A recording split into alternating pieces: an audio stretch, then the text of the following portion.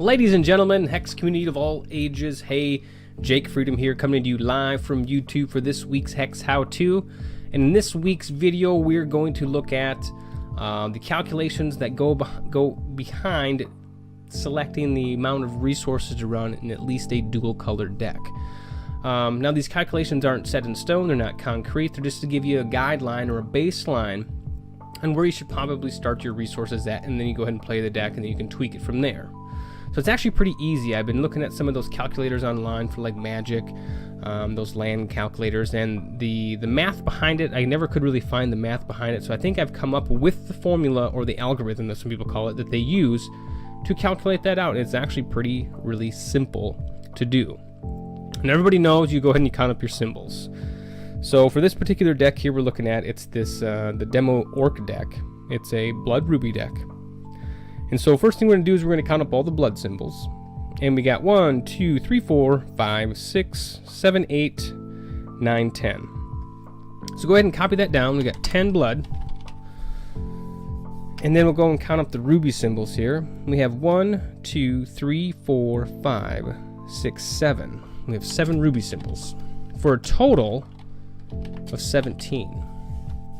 So then what you want to do is, since we have our total of 17, we want to take that 10 divided by 17, and you want to take that 7 divided by 17. That's going to give you a decimal number. And if we pull a calculator up here, if I have one somewhere, we'll just get one going here. So if we take 10 divided by 17, that's going to give us 0.58. We're just going to round it up to 0.588%. We'll just round it up to 0.59, 59%. And then 7 divided by 17 is going to give us the 41%, 41.11%. We'll just keep it at 41%. Then once you do that there, then you got to figure out, okay, how many resources do I want to run? Okay, say you want to run 23, 24, 25. Let's say we're going to run, like in this deck here, they have 25 resources. So we got 25 resources that we're going to run. So then what you do is you take that 0.59 from blood, multiply that by 25. And that, so 0.59 times 25 gives you 14.75. Go ahead and round that up to make it an even 15. Well, it's not even 15, but a whole number 15. Then we'll do the same thing for ruby. We take that 0.41 times 25, that gives us 10.25. We'll go ahead and round that one down just to 10. So that gives us our 25 total resources there. Now, of course, you can go ahead and shift these around as you play the deck, and you see that it might not work as well. You know, with that amount there, you can go ahead and, you know, take some away from blood, add some to ruby. It doesn't matter. Like I said, this is just to give you a baseline on how you could, you know,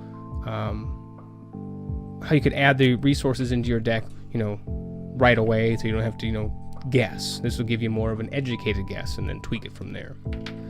So it is pretty simple. Another thing too, when it comes to artifact cards that are colorless, don't add those up, just leave them out.